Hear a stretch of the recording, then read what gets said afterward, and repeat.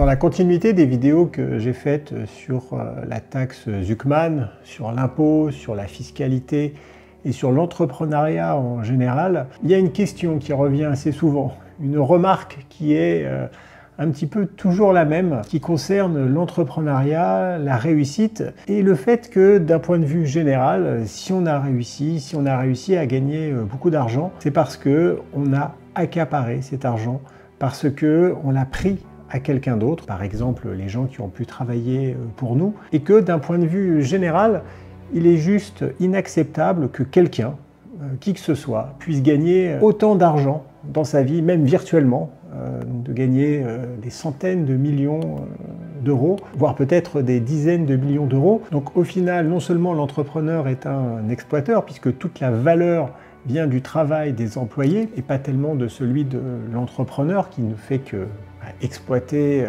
tout le monde. Et il serait aussi nécessaire de toute manière de mettre une limite, une valeur maximum au-dessus de laquelle il ne serait pas possible de gagner plus d'argent, puisque au final, par exemple, avec 10 millions d'euros, on peut très bien vivre toute sa vie, avec toute sa famille. Et que pourrait-on faire de plus? Pourquoi gagner plus? C'est donc une question assez philosophique, politique et sociale qui est posée et que je trouve assez intéressante, puisqu'elle oppose deux visions radicales du monde. Une vision, celle de l'entrepreneur qui veut construire et qui, pour ce faire, ne voit pas de limite à la taille de ce qu'il pourrait créer et qui va mettre en mouvement un certain nombre de volontés, agréger des personnes ensemble pour créer quelque chose, une vision volontariste de création de valeur, de construction, et qui fonctionne parce qu'on va aller chercher quelque chose de très grand, sans limite, avec beaucoup d'ambition. Et puis de l'autre côté, une vision qui consiste à penser que l'homme ne devrait pas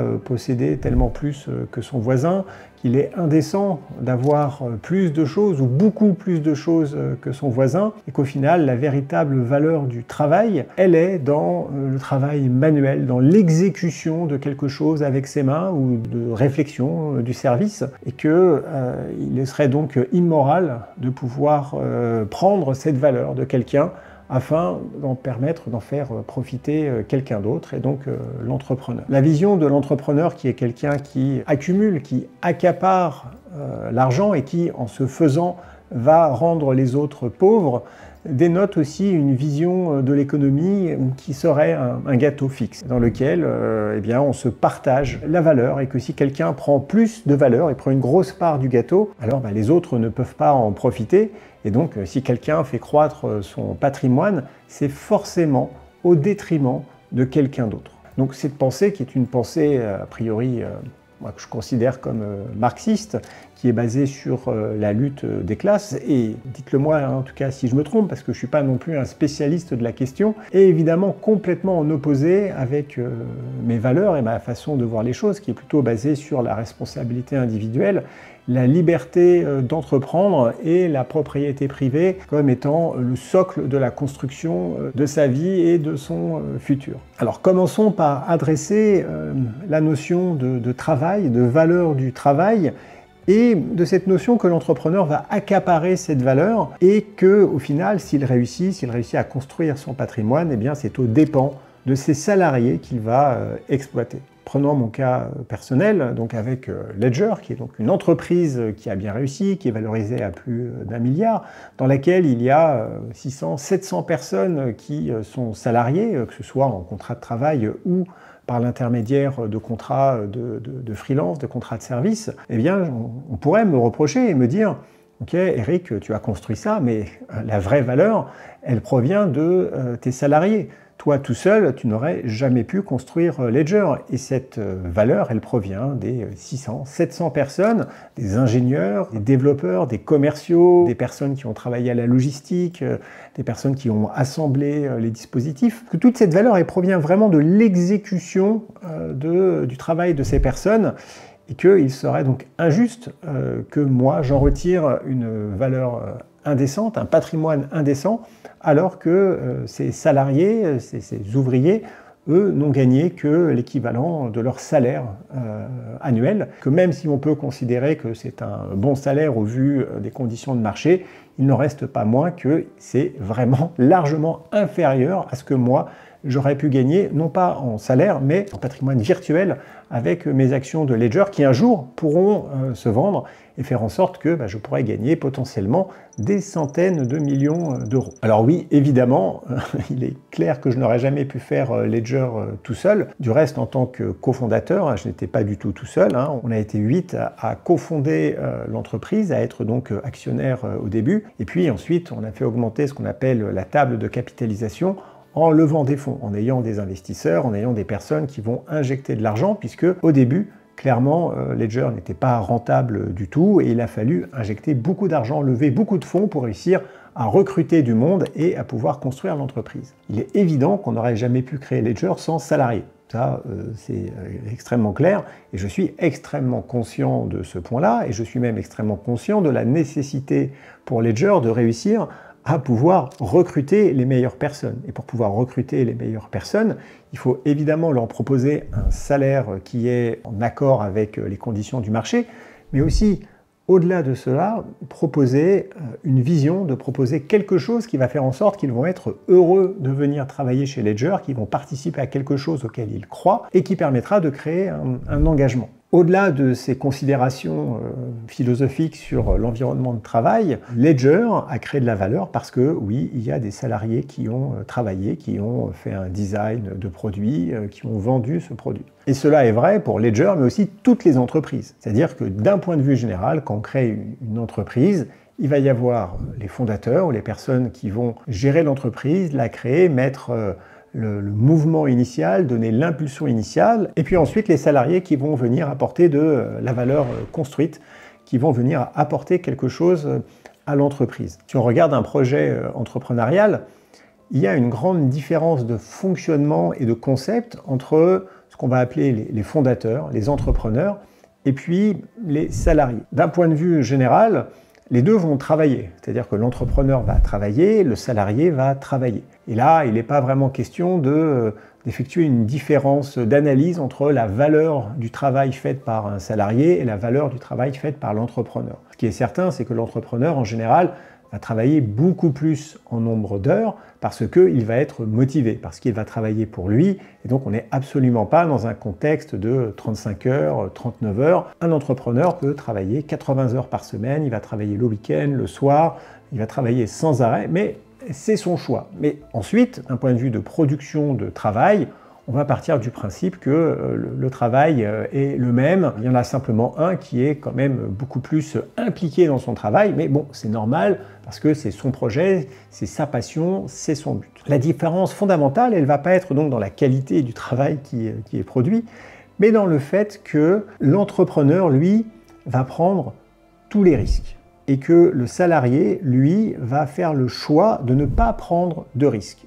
Je m'explique. L'entrepreneur, lorsqu'il va créer son entreprise, va devoir trouver des salariés et pour trouver des salariés, va devoir leur promettre un salaire. Et il va donc signer un contrat qui dit « Ok, j'achète ton temps, j'achète ton énergie, j'achète ta bonne volonté, tout ce que tu veux, et en échange, je te remets un salaire de manière certaine. » Il y a donc un contrat où le salarié va échanger son temps, ses compétences, toute son expérience et toute sa bonne volonté, et ça c'est hyper important, contre du salaire. L'entrepreneur, lui, va fournir les efforts nécessaires pour trouver les moyens qui permettront de fournir ce salaire, de payer le salaire à la fin du mois. Parce que si l'entrepreneur ne paye pas le salaire à la fin du mois, le salarié, lui, va partir, ou en tout cas, va pouvoir même réclamer son dû, faire un procès, et l'entrepreneur devra payer. C'est un contrat qui est extrêmement clair, et l'entrepreneur doit vraiment fournir à la fin le salaire, et a donc toutes les obligations de payer son salarié. L'entrepreneur, en général, lui, va pas se payer, mais c'est pas tellement le sujet, parce qu'on pourrait tout à fait admettre qu'il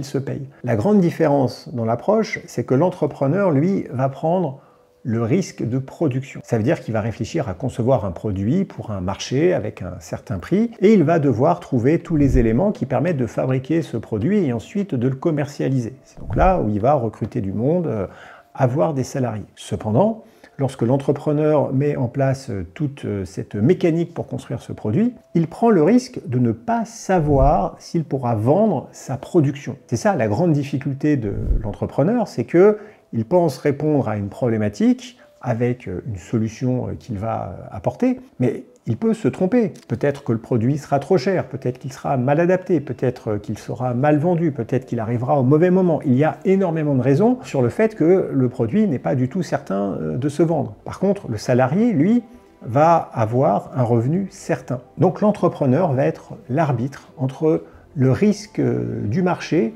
et les moyens de production. L'entrepreneur, le capitaliste, n'est pas là pour s'accaparer les moyens de production, puisque la réalité et le véritable risque qu'il va prendre, c'est dans le risque de ne pas vendre cette production. Et c'est ça qui fait toute la différence au final entre une approche entrepreneuriale et une approche de salarié. Et là, il ne s'agit pas du tout de faire un jugement de valeur, mais si on partait du principe que tous les retours devraient être partagés équitablement entre les salariés et le ou les entrepreneurs, cela voudrait dire qu'on devrait aussi partager les risques, ce qui serait complètement normal.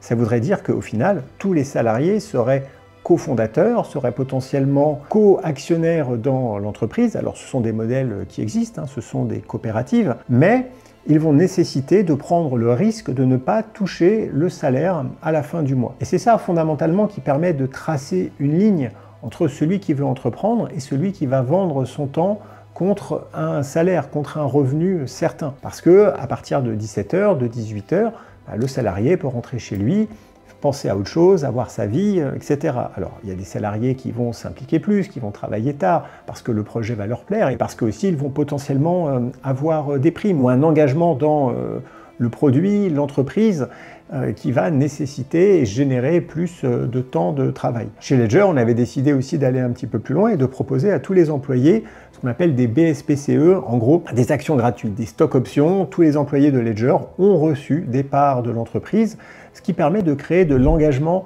à long terme. Si les salariés restent un certain temps, ils peuvent alors exercer ce droit sur ces actions et les récupérer et donc pouvoir ensuite les revendre le jour où l'entreprise aura de la liquidité. Et de cette manière, un salarié peut participer aussi aux résultats de l'entreprise. Évidemment, ce n'est pas en commune mesure avec ce que les actionnaires ou les entrepreneurs ou les cofondateurs pourront recevoir.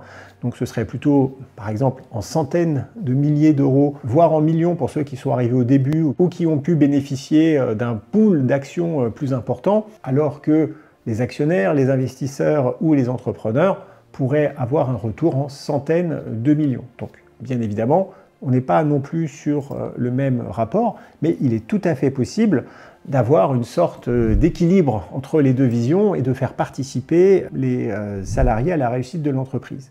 Et pourquoi on l'a fait? C'est pas simplement parce qu'on estime que c'est la bonne chose à faire, que c'est juste, ou que ne pas le faire serait immoral. C'est tout simplement pragmatique. Parce que des personnes, des salariés, des employés qui sont alignés avec le succès de l'entreprise vont avoir un engagement plus important dans l'entreprise et vont faire un travail de meilleure qualité, ou vont toujours aller un petit peu plus loin dans le travail qu'ils vont fournir à l'entreprise. Et donc c'est un juste retour des choses, et c'est de cette manière qu'on avait envisagé, en tout cas, l'intéressement des salariés chez Ledger. Et le résultat a été clair. Il y a pas mal d'employés qui ont eu leur vie changée, puisqu'ils avaient reçu au tout début des actions de Ledger, de façon quand même relativement importante par rapport à leur salaire annuel, et ils ont pu récupérer plusieurs années de salaire lorsque, en 2021, il y a eu la possibilité de vendre des actions, puisqu'on a évidemment proposé aux salariés de pouvoir les vendre à ce moment-là. En résumé de ma vision des choses, l'entrepreneur est donc celui qui va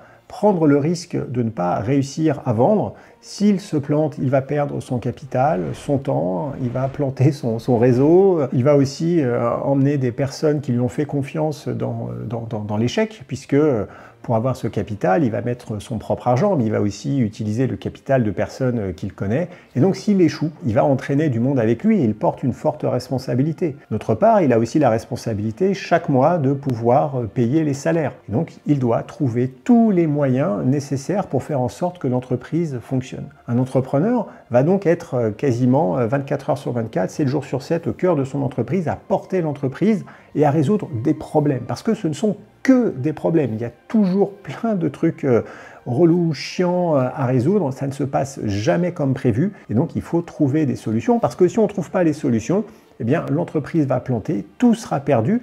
et on pourra potentiellement avoir des dizaines ou des centaines de personnes qui vont perdre leur emploi. Et ça, c'est une charge mentale qui est vraiment importante. Et pourquoi est-ce qu'on accepte de faire ça? Pourquoi est-ce qu'on entreprend? Parce qu'on a envie d'aller chercher le succès. Le succès est évidemment une forme de richesse, mais ce n'est pas que ça. Je l'ai déjà dit dans des vidéos précédentes, on ne va pas entreprendre uniquement et que pour devenir riche, pour avoir de l'argent. Parce que ce n'est pas un moteur qui est suffisant. On entreprend parce qu'on veut prouver au monde qu'on est capable de créer, d'être utile, de pouvoir apporter quelque chose à la société. Et quand on dit apporter quelque chose à la société, on le fait avec son propre prisme de valeur. Il y en a qui me disent, Eric, tu as fait Ledger, qui sont des solutions de sécurité pour cryptoactifs, tu sers à rien, ça sert à rien, etc. Bon, bah ça, c'est un jugement de valeur, ça vous est propre, mais en tout cas, moi, dans mon environnement de valeur, pouvoir apporter des solutions de sécurité pour des cryptoactifs, et notamment le Bitcoin, que j'estime être un outil de libération financière, eh bien, j'estime pouvoir potentiellement aider des millions de personnes à pouvoir créer un futur financier beaucoup plus fort, en toute souveraineté, grâce à la possession de Bitcoin en direct et en toute sécurité. Donc, dans mon système de valeurs, en tout cas, moi, j'estime apporter quelque chose à la société. Et donc ça va être une récompense extrêmement importante. Aussi importante que la récompense financière, même si cette récompense financière, elle est très lointaine, parce que la vraie récompense financière, elle arrive le jour où on vend l'entreprise. Et vendre des entreprises, surtout des startups de technologie, quoi qu'on en dise, c'est quand même assez rare. J'espère un jour pouvoir le faire. Et si un jour je vends Ledger pour un montant important, eh bien je paierai plein d'impôts.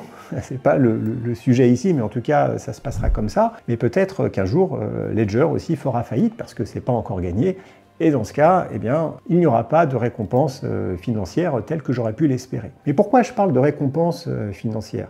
Parce que j'en reviens à la deuxième partie de la question initiale qui était « il n'est pas moral d'avoir plus que X ». Par exemple 10 millions, 100 millions. Et ça, c'est quelque chose qu'on retrouve quand même beaucoup dans la pensée de la gauche radicale, l'extrême gauche, qui serait donc immoral d'avoir plus ou 10 fois plus ou 100 fois plus que le voisin. Je pense que tout le monde est OK pour dire que oui, on peut avoir 2 fois plus, 3 fois plus, parce que la notion d'égalité totale est complètement impossible. Par contre, avoir 100, 1000 fois plus ou 10 000 fois plus que son voisin, là, non, là, c'est pas possible, c'est juste inacceptable. Pourquoi est-ce que je ne suis pas d'accord avec ça et pourquoi est-ce que je pense que, en gros, chacun doit faire ce qu'il veut et que on ne peut pas réfléchir de cette manière? La première des choses, c'est que si on met une sorte de limite, une sorte de contrainte à cette vision, à cette ambition, alors tout simplement, il n'y a plus de vision, il n'y a plus d'ambition. Si on te dit, quoi qu'il arrive, tu as un plafond à 10 fois, à 100 fois, qui pourrait tout de même paraître plus élevé par rapport à sa condition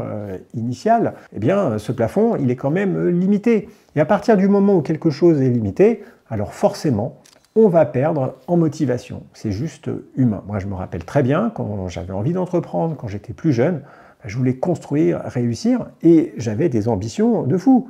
C'est-à-dire que je n'avais pas de chiffres en tête, mais la limite, c'était les étoiles. Et c'est le rêve, c'est parce qu'on est capable d'avoir des rêves, d'avoir de l'aspiration, d'aller voir les choses en grand, qu'au final, on va entreprendre parce qu'on espère toucher les étoiles. Et si on te dit non, non, c'est pas possible, eh bien, ça va venir casser l'ambition. Et c'est pas une question de se dire je veux accumuler, je veux avoir des milliards et avoir plus que les autres. Ça, c'est pas du tout psychologiquement la manière dont ça fonctionne. Et si on vient mettre un plafond, une limite, déjà, la première question, c'est qui décide de cette limite? Pourquoi 10 millions? Est-ce qu'on prend X salaire d'une personne moyenne dans sa vie et on dit non, mais on fait 10 fois plus parce qu'au-dessus, c'est immoral? Je veux dire, ça devient très très compliqué de mettre en place ce type de règles. Et de toute façon, à partir du moment où on met un plafond et qu'on dit tout ce qui dépasse, on prend, on donne à l'État, les gens vont pas le faire. Ils vont pas se lever le matin, leur rêve va être brisé d'une certaine façon et ils n'auront pas envie d'entreprendre. Et c'est bien ce qu'on voit dans la plupart des pays communistes, où on veut avoir une égalité à tout prix. Les gens qui se lèvent ou qui se lèvent pas, ils sont payés pareil, qu'ils fassent le maximum ou pas, ils sont payés pareil, qu'ils essaient de construire quelque chose, de toute façon c'est bloqué, c'est pas possible, donc autant ne rien faire, puis les gens se mettent à désespérer, et puis on se retrouve dans une atmosphère extrêmement grise, qui tire tout le monde vers le bas. Est-ce que tout le monde est plus heureux? J'ai pas l'impression.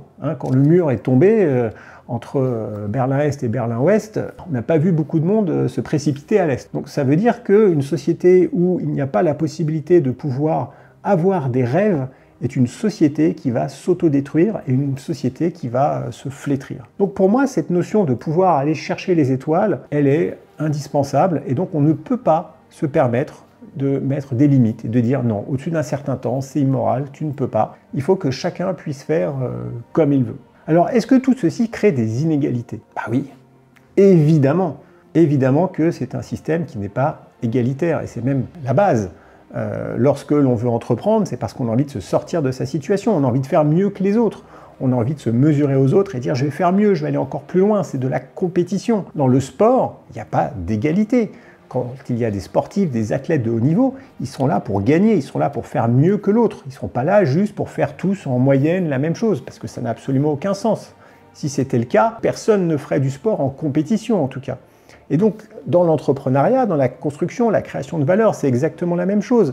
Et c'est parce qu'on a des rêves, c'est parce qu'on a envie de construire des choses qu'on a fait autant de découvertes. Et donc ça, c'est humain. Et le prix à payer, eh bien, ce sont les inégalités. Alors les inégalités, ça ne veut pas dire que moi je trouve ça génial. Je ne suis pas dans un mode où je me dis j'ai réussi, ha ha ha, regardez-moi tous ces pauvres, moi j'ai plein d'argent, je suis vraiment au-dessus d'eux, ce sont vraiment des merdes, et je leur marche dessus comme ça, ha ha ha. Pas du tout. Évidemment que je suis sensible à ce qui se passe autour de moi. Évidemment que quand je vois quelqu'un qui n'a pas d'argent ou qui a du mal à joindre les deux bouts, qui n'arrive pas à manger à la fin du mois, je ne suis pas en train de me marrer, en train de me dire ha ha ha, moi j'ai réussi, les autres peuvent crever.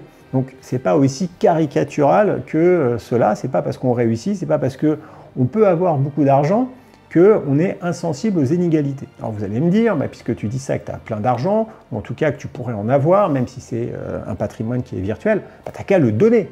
Tu vois, tu donnes tout aux gens pour les aider. Alors oui, mais c'est pas aussi simple que ça. C'est pas parce qu'on est sensible à quelque chose qu'on se dit bah, je vais donner tout ce que j'ai. Là, si vous vous dites bah, si j'avais 100 millions d'euros, bah, je pourrais bien donner même 90%. Et ça, en fait, psychologiquement, ça n'a aucun sens. Là, vous vous dites si j'avais 100 millions en cash, bah, je pourrais donner 90 millions d'euros aux autres. Comme ça, au moins, j'aide les autres, j'aide la société, il me reste 10 millions, c'est énorme. Parce qu'en fait, vous partez de zéro. Et donc, tout ce que vous vous dites, c'est bah, en fait, est-ce que je pourrais avoir 10 millions? Bah oui, moi, je prends 10 millions si on me les donne. Et les 100 millions, vous les oubliez parce que vous vous dites, ok, j'en donne 90, mais il me reste 10. Maintenant, faisons une autre manière de voir les choses.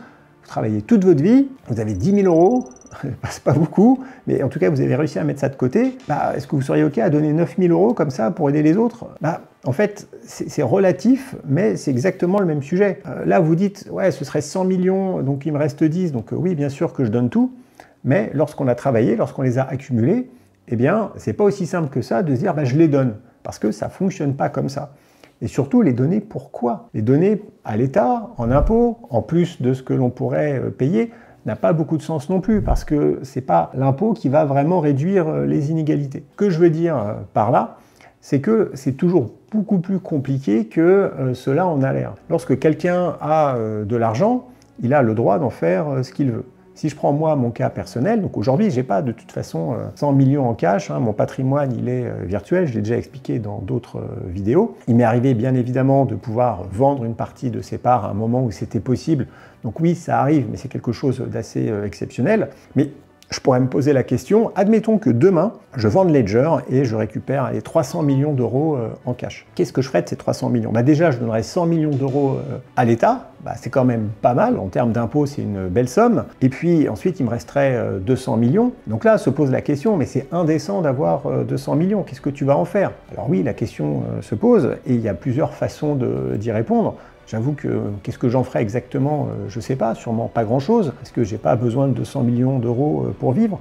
Mais ce que je ferais dans la réalité, c'est que je le réinvestirais dans l'économie, parce que je suis un entrepreneur. Et j'aurais envie d'utiliser cet argent pour aller créer de la valeur, réduire des inégalités selon ma propre vision des choses. Comment moi je réduis des inégalités, en tout cas comment j'ai l'impression de contribuer socialement à la réduction d'inégalités, eh bien c'est en investissant dans des entreprises qui permettent de créer de l'emploi, qui permettent de créer une économie positive, etc., etc., etc. Parce que je pense que la seule façon de réduire les inégalités, c'est d'avoir une économie qui est plus saine, qui a plus d'emplois, qui peut mieux payer les gens, etc. C'est pas forcément juste de donner l'argent à un État pour le redistribuer, qui va le redistribuer de toute façon mal. Il y a déjà les impôts, qui sont là pour ça, et l'État fait ce qu'il veut avec, hein, c'est la règle du jeu.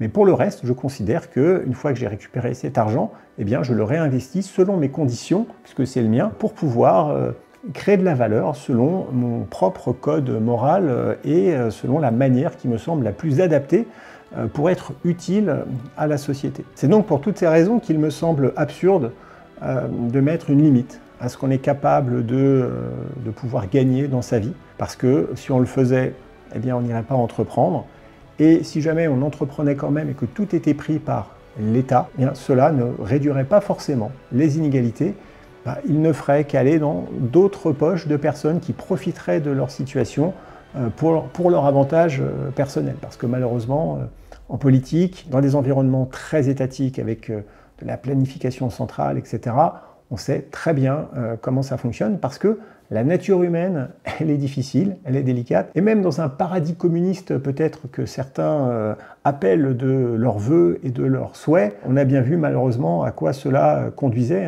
toujours, et que le fait d'être heureux alors que tout le monde est égal n'est pas forcément une fin en soi, ou en tout cas n'est pas forcément une vérité qui a pu s'établir. En dernière conclusion, et sans entrer dans trop de détails parce que cela pourrait plutôt faire l'objet d'une autre vidéo, ce n'est pas parce que quelqu'un s'enrichit que quelqu'un d'autre s'appauvrit. Le système économique ne fonctionne pas comme un gâteau qui est limité, que l'on doit partager. La preuve, quand les marchés baissent, ça ne veut pas dire que d'autres personnes deviennent moins pauvres, ça ne fonctionne pas du tout comme ça. Le gâteau, il est complètement extensible, et c'est donc pour cela que pour avoir le plus de parts de gâteau possible et donc avoir un maximum d'égalité, ou en tout cas tendre vers une réduction des inégalités, parce qu'il y aura toujours des inégalités et personne ne sera jamais égal, en tout cas pour moi ça n'a pas de sens de réfléchir comme ça, parce que nous sommes tous différents, en tout cas en tant qu'humains. Il est donc nécessaire de pouvoir créer un environnement